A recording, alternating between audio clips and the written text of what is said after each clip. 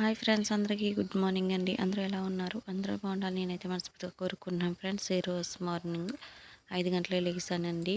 వర్క్కి వెళ్ళాలి కదండి. మార్నింగ్ క్యారేజ్ పెట్టుకుని వెళ్ళిపోవాలి. త్వరగా లెగిసిపోయి వంట అయితే చేసేసాను కట్టెల పొయ్యి మీద అండి. శీతాకాలం చలి పెడుతుంది కదండి. కట్టెల పొయ్యి మీద వంట అయితే చేశాను. పొయ్యి దగ్గర మనం మంట కాగినట్టు ఉంటుంది, అలాగే వంట కూడా అయిపోతుంది. చూసారా, ఇంకొండ ఉల్లిపాయలు ఎగురైతే వండాను కూర. చూడండి ఫ్రెండ్స్,